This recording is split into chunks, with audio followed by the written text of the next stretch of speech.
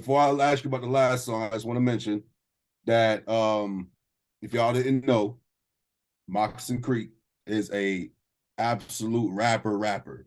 Like, oh no, Absolutely. absolute rapper. Absolutely. So I'm not going to ask you to talk about this song, because I want to ask you about a different one, and I only told you 3. All right, I'm going to ask about 3 songs, but I just want to mention to the people, Old White Rapper by Moccasin Creek.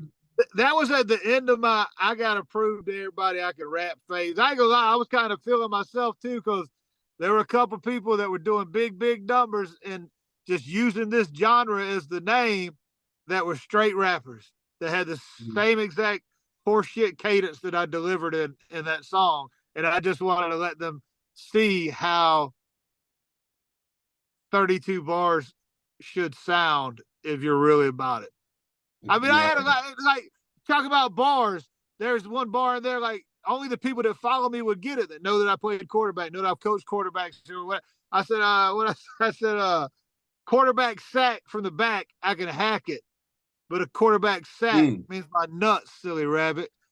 That's fire. It's a sack that's like I'm the quarterback. Like it's just like I just wanted to do that throughout the whole song, and I did. Sack. And I dug it, and I was proud of it, and I don't care how many views it ever gets. So I did that for me. And Juice is in the video, so. Hell yeah! R.I.P. Juice, man. Rest in peace, Juice. Yeah, that was a good one, man. I had my problems in the ceiling because I used to be an addict. I'm the rapper that they hate, like that gun automatic. You know, it was like it was just, it was fun, man. I had fun doing that. Fire. It was fire. I appreciate that. You're welcome. Yeah, no doubt, bro. You're welcome. And the next one, the reason why I even mentioned Old White Rapper, because it's a rapper song. So the next one, I had to talk about this one. And this one looked fun. It looked like y'all like recorded it. You know, you shot the video, and then like during and after was like a party. You know what I'm saying? Most likely. YOLO. Oh yeah. Hey, that was one too. That was like, man, look, it's corny, funny. I know it's a corny saying. It is but it's funny, man. People say it all the time, just out of jest, whatever. I went out west when I was starting losing my weight stuff, and I met Ayla. You know, I went out west, and we were out in Washington State, man. And I was like, you know what? I called Gotti. I said, fly out to Washington. I flew him out to Washington. I said, let's just shoot videos because it's just so pretty out there. And I had this song, and I was like, man, we need a little party scene. Put out a little, hey, on Moccasin Creek's Facebook page, is there anybody in the Pacific Northwest? Next thing I know, there's 50 rednecks on a tree farm out in the middle of Washington. Come through. I was like, let's go. So we did. We went out there, and they had it all set up. Like, I didn't have to tell them nothing. What do y'all want? I said, just be y'all. Act like it's a Friday night bonfire. And when I got there, it wasn't like 3 or 4 pallets like we used to on this. These bitches had redwoods cut down, like big ass ferns. They lit it up. But that was a fun one too, man. Yeah, we had a good time about that one. But we've had some fun video shoots, but we've had some that were pretty trying. You know, they took a while, and but that's part of it. You know, so. Yeah, man, YOLO was cool. That was, and I like the song because it's corny hook, but it's got bars in it, like you know, like taking Crown down like a rebound. You know, it's like just it is what it is, man. I just have fun with it. If people don't get it by now, like I used to argue with people, man, I don't like this stupid rap. Don't listen, bitch. Go like next channel. Block. My block list is about 7,000 people long now. I just ain't got time for them. You know, I was like, what up? Yeah, I like the old Moccasin Creek. Cool, go listen to the first 3 albums. I've built a fan base since then, and some of them are still on. It's like, you know, so I'm not going to change. You know, the only thing I'm going to change is about another 35, 40 pounds. And other than that, I'm good. But what people really don't realize, I guess, by making those comments is that you still make songs like Drunk, Stone, and Fishing. Oh, yeah. Which was fire. And also, real quick, and also Take Me Home. Yeah, a lot of it too, Chief, is I mean, I can sit there and try to make an excuse, but it's legit. When you take 3 years off the internet and make 1 post a week, you fall out of all that. So I had to get myself back into it, you know, and start getting people like, hey, we're here. I'll get people, hey man, it's good to see you back around. Got any new music coming? I'm like, yeah, I put out 4 videos the last 5 months, bro. Like, Yeah. I can't let it, so people are starting to catch back on, which is cool, and that's just a matter of me being active.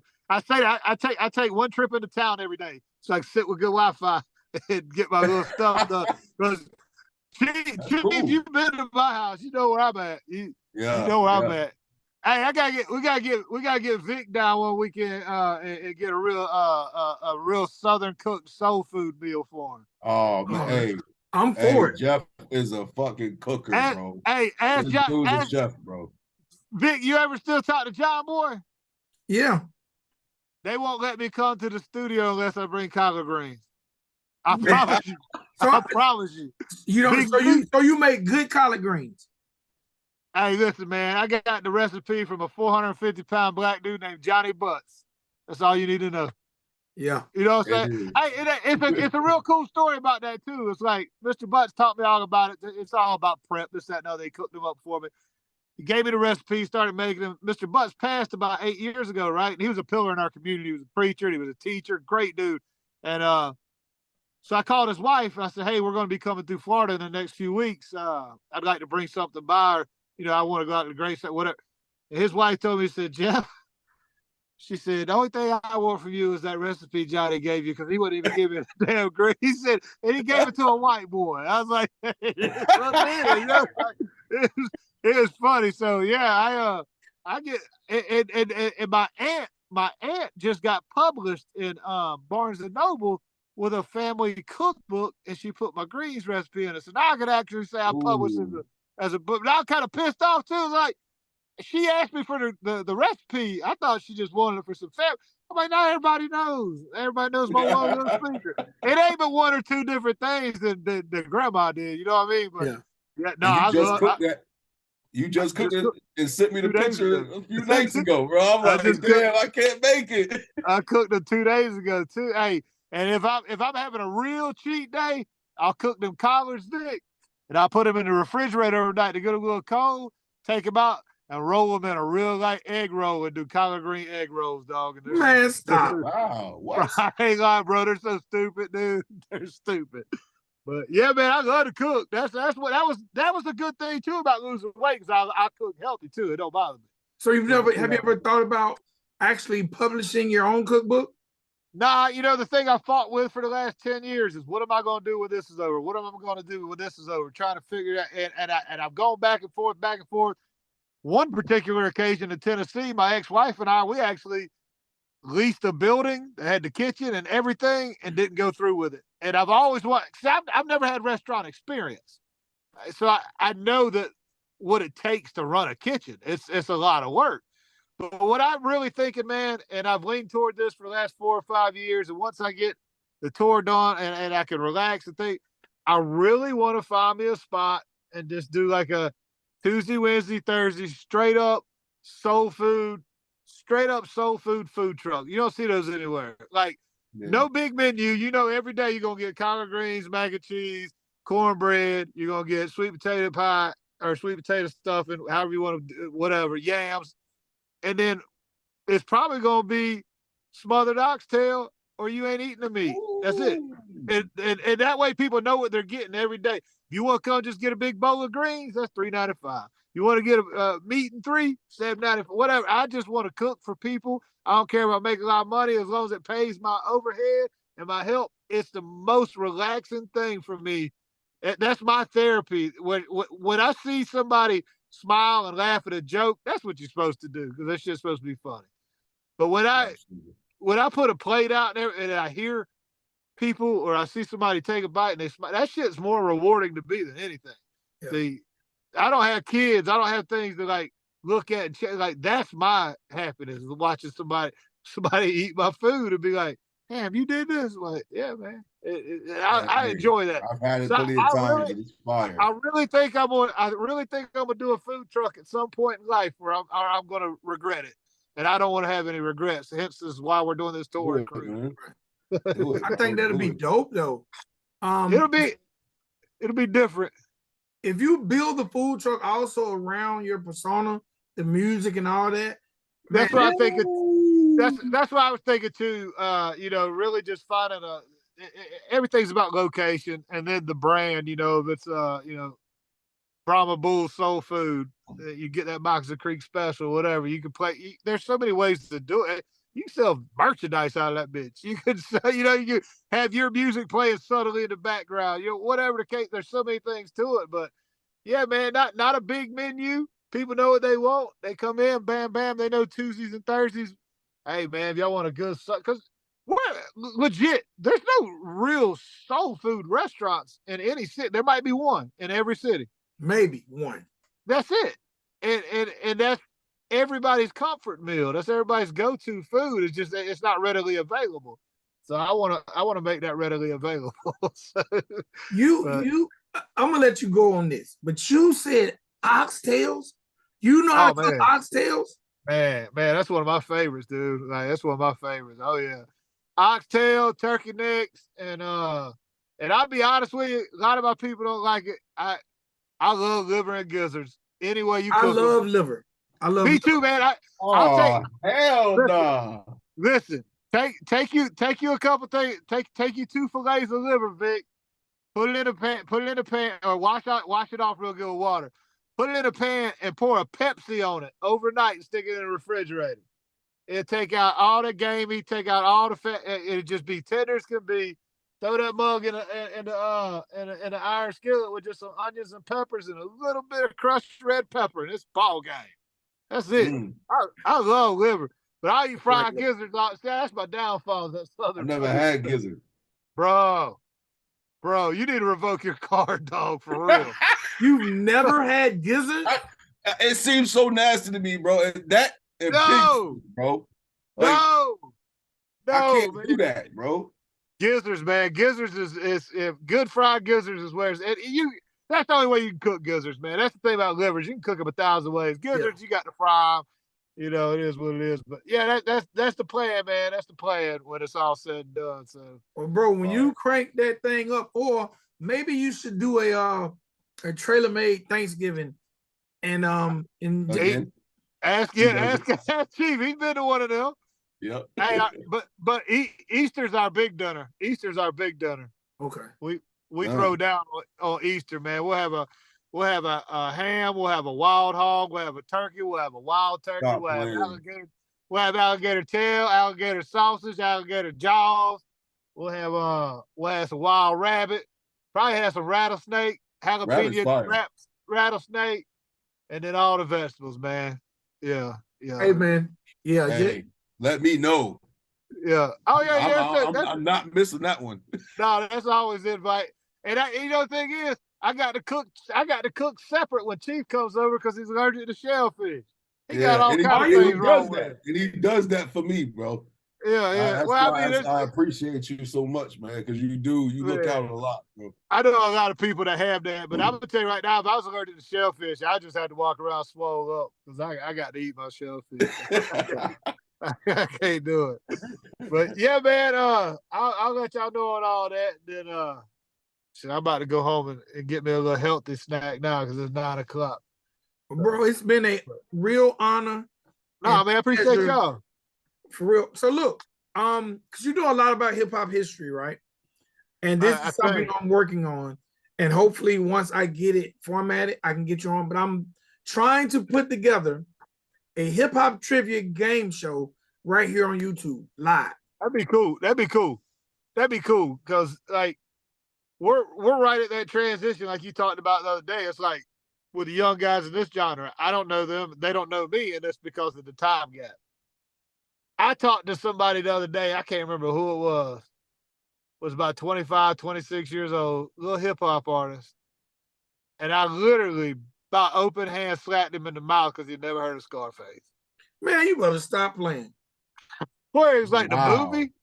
He's like the movie. No, I've heard about it. So I said, bitch, the Scarface.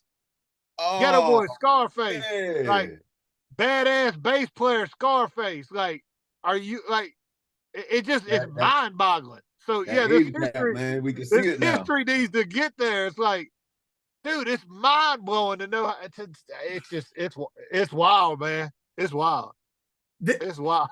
It's It definitely needs to be done. That shit would be fun though. I don't even believe you that there is someone who doesn't know who Scarface, Brand, and he's a rapper. He thought I was talking. He thought I was talking about the movie, and he ain't even seen it. I was like, "What are you 4?" Like, dude, yeah, man, it's a trip. You know, it's like I couldn't. I mean, even a lot of people our age, man, you ain't gonna get a whole lot of conversation out of bringing up Houdini. Well, this is what I'm afraid of. Mouth. This is what I'm afraid of. The Fat Boys. This is what I'm afraid of. Way back. I'm afraid that when I put it together, people would be afraid to be contestants. Oh yeah, for sure, because they're gonna realize how little they really know about it. So that's my fear. Finding 3 contestants each episode, because once they see how they're gonna feel like the questions are so hard, and they're not hard, but they're not. Like, I ain't going on the internet getting embarrassed. Hey, speaking of embarrassed, you want to talk about this is where I can take it. My mama always brings it up. This is where I can take it all the way back to where I knew I was going to somehow end up in hip hop, even though I knew nothing about music. My mom and dad got that big on the shoulder VCR camera, the VHS. Remember back in the day, and you had to save up. You had to save up a grip to get, especially when they were school teachers. Like them joints are like $1,200. You get one for $14 now from a crackhead, you know, and it works fine. But so my mom and dad, they had gone out of town. They went out to eat or something. My little cousin Lee, he was a year younger than me. I guess we was probably 10 and 9. Well, I grabbed a couple pillows off the bed, shoved them up underneath my shirt, set that camera up on the tripod, and we rapped that whole Fat Boys album. Boy, we had some shades on. I eat and drink, and I tell you one thing, my breath don't stink. It was like we was Fat Boys fans because that was the first thing out. And it was all clean. Yes. So parents were starting to like, okay, this hip hop it's clean. You got Houdini, you got a big mouth. All right, cool. Cool Mo D. I go to work. Fat Boys, party stuff, kid and play. And then all of a sudden, been out here in Florida. What do you hear? Somebody say, hey, just turn the whole shit off all of us. You know what I mean? Then all the parents was like, what? You can't listen to that. So it's like, Luke was such a trendsetter, but at the same time, he messed the whole game up for any little white dudes who want to listen to rap music in front of the parents. You know, the governor involved and all kind of shit. So it's funny to watch the evolution of it, man. But yeah, dog, I could have rapped you the whole Fat Boys album front to back, Ice-T's covers. Like it was just it was. I was at that age where, until Pac and Big came along, we didn't see any beef, East Coast, West Coast stuff. That's when you saw hip hop become as big as it was, because now you got people on different sides of the country beefing over lyrics of people they ain't never met before. We didn't have social media. We didn't have all this stuff there, because up until that point, you was just either dope or not. You were either on the radio or you weren't, you know? And then it just became what it was. I mean, it got so big so fast, nobody could have ever called it. And now look at it, man. It's wild. So it's been really cool to watch the whole evolution of it from you know, the Fantastic Five, the Sugar Hill Gang, to, you know, what we hear now. It's like, wow, it's crazy. Yeah. Did you ever expect to see beef in country rap? Oh yeah. I was talking shit from the moment I came in. So but the only reason being, it wasn't like it was beef. It was my street. You know, like you got a street rapper talking about shooting up a block. Well, when I came in, one of the first big songs we had was called Kicking Ass and Taking Names. That's all you hear in the country. Where, oh, he's kicking ass. So we talking about, hey, you want to go to the bar? We get drunk and shit. We're going to throw hands. We're going to throw hands. It's a bar.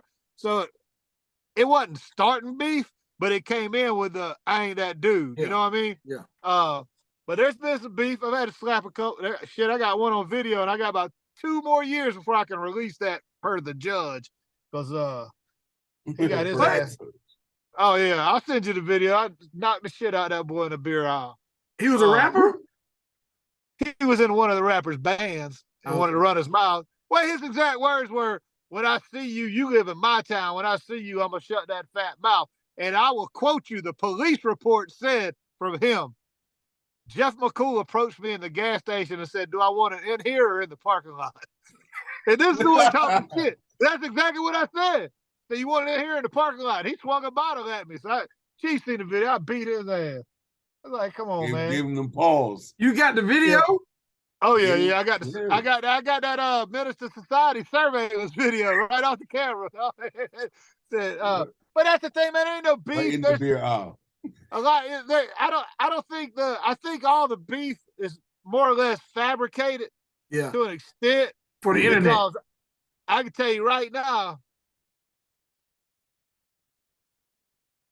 there ain't but 4 of them in this whole genre that's really gonna throw hands with you. You looking at one right the fuck now. And I can tell you this too. There's 2 that know we always cross paths a lot. And out on this last tour, look, man, a simple assault ain't nothing but a $504 bond and first appearance. And there's 2 on site that's getting the shit knocked out of them. I might get my ass. Well, I'm an old man now, but they ain't gonna be able to perform that show that night. I will miss some fronts. That's gonna be hard. So it is. It is what it is. And the thing is, one of these little young motherfuckers. Yeah. So I'm gonna tell this young cat, like, look. All right. So here's the thing. If by chance you got lucky and got the best of an old man, you can't go downtown and brag to your friends about beating up old man. If I whoop your ass, bitch, you can't go downtown. Nope. So if someone gave you bars today, would you respond? Depends on who and what the circumstance was. I mean, to be honest with you, unless it was a Target, a Simple Man, or a Demon, or maybe even Dusty, or so, they're all gonna be so fucking corny. I wouldn't worry about it. That's the truth. I mean, Bravo could spit his ass off. I mean, Bravo could. I mean, he's a disc songwriter. Bravo's one of he'll throw hands with you too. I just think that the beef is so funny. They got to be beefing over dumber shit than their musical ability, because you see the ones that are arguing are trash. Like, it's just, yeah, I wouldn't want no piece of Target or Simple Man or Bravo dissing me, anything like that, because that's something I'd like. All right, man, let's talk this shit out, because I don't know if I can even get with you on paper. I'm the first to say it. I'm hungry, but you bring me a fucking, what's that pill junkie, that little 12 gauge. Don't say a name. Don't say a name. Don't say a name. I didn't say his name. I said don't say a name. Don't say a name. Ain't that his name? What, pill junkie?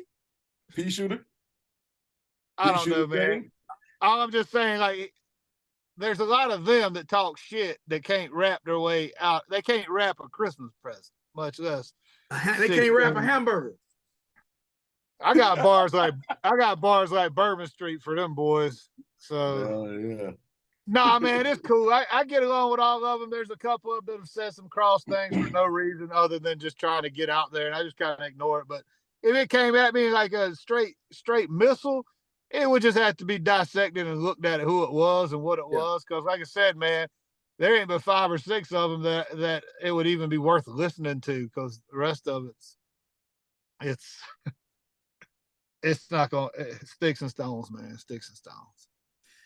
All right. So, did we catch you going in the gym, or were you leaving the gym? About to go up in there. Oh, damn, man. We done mess you up.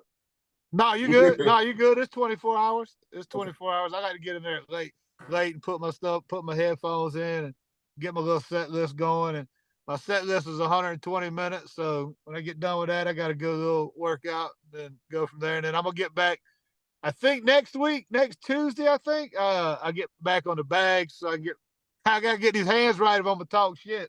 So I need to get back. I need to get back on the bags. But no, that's good cardio, man. I love to box. I love to get in there and do that type of stuff. But nah, man, most of it for the most part is just tough guy shit talk. I get along with all of them, and everybody's really respectable for the most part. We've had some that, and I a lot of the times when you feel disrespected on the road or this, it's generally somebody that's young or green and they're not used to touring. Yeah. They don't understand there's a process to things. Like I've had people before, that opened for us that they're kind of well known, whatever, that would go up and like, hey man, we need to move your drum set for our DJ set. That's not how it works, man. If we're headlining, we get here early, we set up the stage, we cover everything, we get ready, you deal with the stage you got left. And right. A lot of that's just because they're green. So there's no reason for me to get mad at it. Right. But I've seen other people get pissed off. It's just, I don't know. It's just a bunch of egos too, man. A bunch of egos in this shit. But you gotta have one though to be confident to write. I think to make it in the music business, some ego is necessary. I'm gonna be honest. I think to make it in the business world. Oh yeah, you have to. I think any success, you have to have some sort of ego. There's. I tell people this all the time. There's such a big difference between cockiness and confidence. So much. People be like, oh, he's cocky. No, I think he's confident that he's going to do what he's setting out to do. But he's got an ego. Yeah, that ego drives that confidence. Yeah. Now, if he's sitting there telling you why he's better than you, then he's cocky. And he probably isn't, or he wouldn't have to say it. So I think, yeah, you have to be ego-driven in any form of business to make it all be a smooth, into the confidence. You have to have ego to have confidence to do that. You got to be scared. You can't be scared to be told no. Now, it's like what Michael Jordan say. Something, he took 263 game-winning shots and he made 61 of them. He don't remember any of them. He can remember the rest of them. It's like that's the stuff that sticks with me too. It's like I can remember so many things that. Well, don't you remember that night we sold out such and such? No. I remember the night we played in a town that I thought I had a lot of support and only 14 people came, and that one still registering like, why didn't they come out? What did I do wrong? It's like, so you got to have an ego. Yeah. You gotta have an ego. I ain't trying to look past y'all, but I just saw a dude get roundhouse kicked right to the grill sparring right now. He ain't got no helmet on. He's in there asleep right now. No. Hey man, some of them jokers take that sparring to the extreme. Like, bro, we're just here trying to get loose and shit. You want to throw blows? I'm grabbing a weight, dog. I'm too old for 3 rounds. I got 1 round. It's probably going to be dirty. Look, my last question. Last question. Actually, I got 3 more, but I'm only going to ask 1. You can ask them. I just got to put a 2 in. All right. Being the avid sports fan you are, what are your teams in the 3 sports? Who are your teams? I'm a diehard Pittsburgh Steelers fan.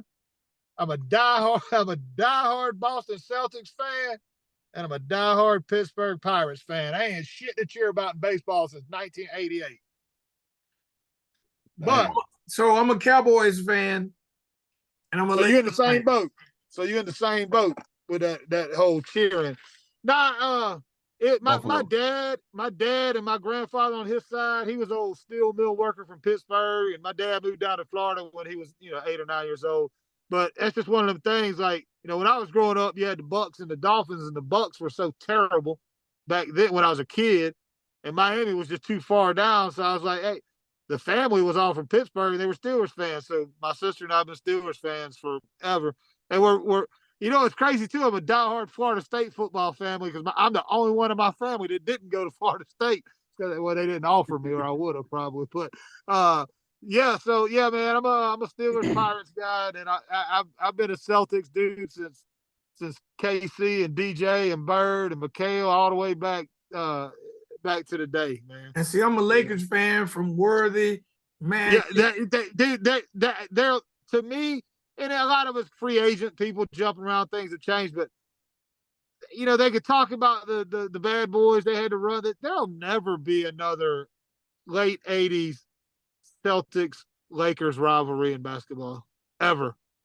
You just can't. I mean, you got arguably 8 of the top 20 players that ever played a game on the court at all time on both teams. The competitiveness in that story with Magic and Larry going all the way back to high school before they play each other in the national championship in college to becoming 2 of the best friends on the. I mean, it's just those stories were ridiculous. And those guys, yeah. So I can respect anybody being. I got it. The Cowboys thing, I get it, but man, see, like all my other families from Dallas, so I get to talk trash to them because they're all Cowboys fans. So my reason for being a Cowboys fan is it's my mother. And you know, every little kid wants to be. Oh yeah. Like, so my mom always wanted to instill the ability to dream and make me think that dreams are possible. So I wanted to play football, so my mother felt like it was very important for me to meet a professional football player. My mother graduated. He's in the Hall of Fame. His name is Rayfield Wright. He played for the Dallas Cowboys. He was a lineman. So I was my mother's classmate. So she got him to meet me and sign me an autograph. And so from that, he played for the Dallas Cowboys. First player from my hometown to ever make it in the NFL, play for the Dallas Cowboys. I got a chance to meet him. So from 8 years old until now, I'm just really, really loyal. Oh no, I get it. I mean, that's the thing. It's like once you're on, if you're a legit and a good person, you stick with them. Like, I mean, real fans stay with their teams. Oh yeah, it's like the Pittsburgh Pirates, man. They literally they've been terrible since '88, but it's since just always that hope. Like, yeah, for sure. That's about what it was. Hey, what up? What town were you from, Vic? Griffin, Georgia. Griffin? Uh-huh. Oh yeah, I know Griffin. I know Griffin. Yeah, man, I've killed some hogs in Griffin. Griffin is known. Believe it or not, we hold the record even to this day when it comes to population in a town of putting more players in the NFL than any other town. It's got to be. Yeah, it's got to be right up there with Yeah, I know you're probably right too, especially per capita. But next on that list has got to be Newport News, Virginia, man. Yes, dude, bro. It's crazy. That list starts like Bruce Smith and goes all the way up to AI, up to Mike and Marcus Vick, to like Jerry. Dude, that list is crazy. Yeah. Actors, actresses, huge singers. Newport News, Virginia. It's only like 30,000 people there. Yeah. Google them, Chief. Google famous people from Newport News, Virginia. You're gonna be like, what? It's crazy. It's crazy. But yeah, Griffin, Georgia's always had a solid high school program. You've been to Griffin, Georgia before? Oh yeah, man. I've been all over. Killed some hogs there. Yeah, I've killed some hogs there before. All right, this is one of my questions. Being that you've been in Griffin, Georgia, you've been around. Why do you think Georgia doesn't have a big country rap scene? I mean, we got Demon and the Lax, and then you got Lax. Yeah, the Lax are from Georgia. Yeah. I just thought it would be a huge influx of country rappers from Georgia. Well, you got Demon, the Lax, the Georgia Boys, Dusty, Simple Man. You know what? To be honest with you, I think truly, Vic, is because the actual, Atlanta became, when Cash came out with Aquemini, it became such a hub for actual hip hop that Atlanta was just so saturated with rappers that I think that it either deterred people from trying or they realized what I did, like, oh, I can't go in here and rap about anything but country stuff. And I don't know if it's just the outskirts weren't hip to it at the time or what, but you would think that, and you would think more out of Texas, you know, with the size of Texas and what it's done. And so maybe that's our own little thing that's always going to stay that way from Florida, Georgia, Tennessee, the Carolinas, and a couple sporadic. I don't know. It is. It's strange. It does seem like they're kind of all from the same area, Yeah, Florida is overpopulated with country rap. Yeah, which is crazy. Well, it's funny, man. When I went off to the University of Cincinnati, I remember when I first got to the locker room, I came in one day and I drove up and I was playing a Too Short song. And Sam Garnes, he played forever in the NFL. He was a senior. He was like, oh, so y'all listen to that shit in Florida? And I was like, yeah. And he's like, because he's from the Bronx. He's like, well, I thought everything in Florida was surfs up, bro. I'm like, most people would, now that I think about it. You got 25 miles inland on both coasts of straight beach, but everything down the middle of Florida ain't nothing but a big ass forest and swamps. Like, I forgot people just, they wouldn't know that from never being here. Yeah. You know, same thing with me. When first time I went to New York, with my roommate, Tony Smichael, we went up, we did all that. I wanted to see the Bronx. I wanted to do all that, this, that, and other. And then fast forward 10 years later, we're playing shows up in upstate New York. I'm like, it looks like you wouldn't even think you were in the same state. It's just mountains and woods and lakes. And you're like, so I think that's everywhere. And until you get to experience all those cultures, your mindset's basically going to just make you think that area's about the big city that you heard of growing up. Right. You know, I'd always thought Chicago was all there was in Illinois. Illinois is country as hell. You know, it's like, you know what's funny? It's funny that you say that, because my wife's brother lives in Illinois. So, and we go see him about every 2 years. And 6 months ago, we was up there, and they took me to a apple orchard. And I'm like, no fucking way is an apple orchard in Chicago. And I got videos of me in a wheelbarrow. Like, I was having a good old time. But and on the video, I'm like, man, I would have never thought. I'm out here looking for O Block. You know, that's the same thing as like Texas. I just got back from Texas, and you know, people think, you know, Dallas, Austin, San Antonio, this, that, and the other. Well, I was in Northwest Texas, out working at helping out my sister and them for a little bit, and dude, once you get 3 hours west of Dallas, Austin, it's mountainous, it's hills, it's like, it's just a completely different terrain. You would not think you're in Texas. You know, it's like, so I think that's a common misconception with anybody until you actually see the other parts that aren't always televised on the news. Yeah. I think there's pretty country in every state. You just got to find it. I mean, I'll be honest with you. Last summer, summer before last, when I was out in Washington State, I was out there for 6 weeks. I've never seen anything like it. I mean, mountains, ocean, lakes on top of mountains, giant redwood. It's like, it was just blew me away. But because all I never thought about was Seattle. I've been to Seattle. Yeah. An hour west of Seattle, you can literally drive your truck through a tree. Like, that's how big they are. I'm like, what? So yeah, man, I think it's just when you get out and you get, a lot of people want to travel abroad, and I tell them all the time, man, it's cool overseas and whatnot, but you have no idea how much shit you've got to see right here that you'll never be able to see in a lifetime. I agree. It's crazy. There's so much. There's places in Georgia that you've probably never heard of. Like, there's some state parks there with these giant sand dunes and caverns and shit that you like. This is Georgia. Like, it just, terrain's different everywhere, man. It's wild. So, but yeah, that was my little geographical lesson for the night. Chief, you got anything else, man, before we let Moccasin go? I don't, man. I don't. How far are you from Valdosta, Vic? Probably about 2.5 hours. It was that far. I think they got a couple. Have you been to Hip Hop Chicken and Fish yet? No. Listen, man. Hip Hop Chicken and Fish. Hip Hop Fish and Chicken. I'm sorry. They got 4 locations now. They got the best lemonade you'll ever have. And hands down, I have driven up on a weekend before from Florida up to Valdosta just to get 5 or 6 pounds of gizzards and bring them home. Dude, they're the best fried gizzards and catfish chunks. Hip Hop Chicken and Fish. I make my band stop there every time we're within an hour of the place.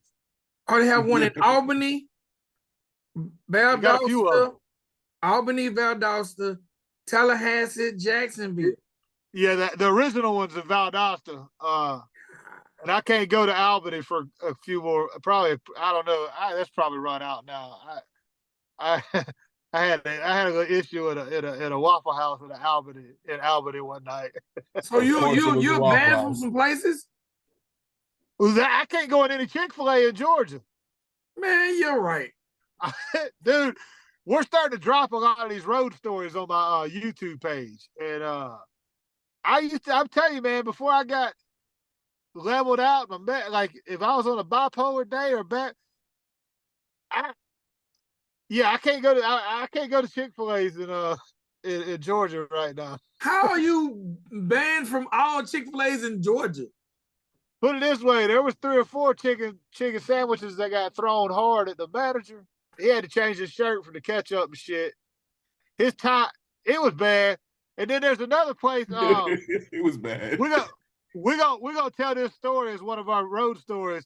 But we were in Illinois and we stopped at a Jack in the Box. And we went in, and it was your typical Saturday afternoon, bunch of high school kids working. And I'll never forget these 2 little fat white boys. They were twins. They were standing over the fry machine. They ain't done. They just back there playing the whole time. We all ordered. We've been there like 20 minutes. And I walk up to the manager. I was like, "Hey man, what's taking so long?" I was being cordial. He's like, "Well, I can't make them work any faster." I was like, "You're the manager, right?" He's like, "Yeah. What do you want me to do?" I said, "Bro," I moved him out the way. I walked in the kitchen. I said, "You're fired. You're fired. Take your shit. Go. You're fired." I just started firing people. Like but here's the funny thing. They left. They thought I was from corporate or something. I got on gym shorts and a hoodie. They leave, right? And the manager said, "What do you want me to do now?" I said, "Go drop them fries, fix my salad. Let's get their stuff and we'll get on the road." So he goes back there and fixes everything. We get it. We're walking out there. I bust them 2 little fat twins was standing out there like, "Sir, what do I got to do to get my job back?" I said, "Bitch, I don't work here. Go in there and do something." Got on the They did. They all left the restaurant and everything. I'm like, man, oh boy. Yeah, so we had some restaurant woes. That's why I pack my lunches now, man. I just take my shit in the cooler. So that was a good one. But yeah, so but that's about it, man. We got a lot of stuff. We got a lot of stuff coming, getting geared up to hit this tour. You know what I'm saying? So hey man, I'm doing my best to convince my wife to my anniversary is the last week of October. So man, y'all got to go on a cruise. And we take a trip every year for our anniversary. So well, you get to knock out New Orleans and a cruise at the same time, man. You can't beat that. And Mexico. Yeah. And she's from Mexico, so yeah.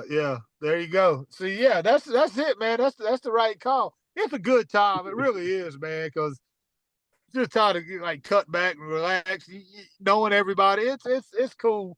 I actually like it way better than taking a regular cruise because you just got so many people there. You know, it's just I don't know. It's a good time, but yeah, y'all should do that, man. Y'all should do that. All right, man. Go in there and get your workout on, and bro, it's been an honor and a pleasure. I appreciate y'all, man. Y'all let me know when this drops so I can share it on all my socials. All right. Appreciate it. Thank you, brother. Thank you. Appreciate you. Sir. We'll see y'all. All right. Y'all safe. Yeah, man. Chief, that was amazing, bro. We might have, man. I might have the man. That man has a real deal story. That man has experienced more than 75% of the genre combined. Yeah. And y'all better put some respect on Moccasin Creek's name. For real. If you out there and you don't know who he is, you better do your Googles and put some respect on his name. And a lot of you young guys, man, find Moccasin Creek and get you some features.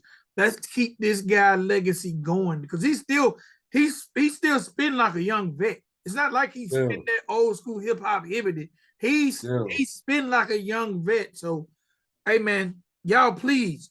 My man got over 9 albums. Over 9 albums. This man's career started when some of you guys were teenagers, some of you guys were 8, 9 years old. And definitely, if you had an opportunity to do that mud scene, the mud box scene, then he is one of the creators or one of the people who actually opened the door for artists to actually take advantage of that. So yeah. That's all I got, man. Also, man, about the mud bogs, bro. Like, I've never been to one yet. There's a few that I'm looking forward to, but I haven't been to one yet. But every time I go and watch the videos, pictures, any of that, there is a ton of people out there, bro. I'm sure I'm preaching to the choir, but there's a ton of people out there, bro. There's so much opportunity, and make sure you go with merch. If you ain't got no merch, you slipping. You doing yourself an injustice. All right, man. That's all I got. And you can holler at me, man. Like, if you have a design that you have an idea about, or you have it, you know, you can send it to me. I'm gonna give you my honest opinion. I want you to have a dope shirt because I want one. You know what People I'm saying? might be scared of your opinion right now, Chief. That's not true though. You know, me and Six Below have a good relationship. You know, a little piece. You know what I'm saying? We spoke a few times. He sent back a few images to me and stuff about his designs and all that. I sent him some fonts and things like that. So we talked Oh, about so you it. do that type of thing. And I don't want nothing from it, man. You know what I'm saying? I don't want anything from it. Is not mine to collect from. I just like coming up with ideas. I need to send you some designs. Do that. I like coming up with ideas. All right, bro. I ain't got no more. When I feel like when my head is full of just good information, bro, I feel blessed. And I feel blessed that we just had an opportunity to talk to that man. And his history is impeccable. And that makes me want to give him, like, to me, he's one of the founding fathers of country. Right. And that's why I called him a young vet, because he's probably still the age of some of the guys just jumping in it. You know what I'm saying? So, man, shout out to Moccasin Creek. I definitely appreciate him coming back after us having some technical difficulties, because most artists wouldn't have done that either. So, man, we just got over 3 hours of Moccasin Creek content, over 2.5 hours of Moccasin Creek content. So, yes, sir. Shout out to that guy. Chief, how can these people find you on the World Wide Web? Hey, you can find me on Facebook at Kashif McCormick. It's my name, Kashif McCormick. You can find me on Instagram at Trellamade Chief, TRYLORMADE_Chief. And then on YouTube on Chief Trellamade. All right. And y'all can find me on Facebook, VicXL Walker, and on Instagram at Riding Dirty Radio. Y'all, please remember, subscribe to the channel, leave a comment, hit that like button, and sharing is caring. Share the content with a friend. There are friends out here who love country rap who might not know the Country Rap Report exists. So sharing is caring. Let your people know, and let your people know, let your people know. Man, until next time, it's your boy VicXL. And it's your boy Chief. Oh, I don't even know my own thing. You know what I mean? We are the Country Rap Report, y'all. Be blessed. Peace.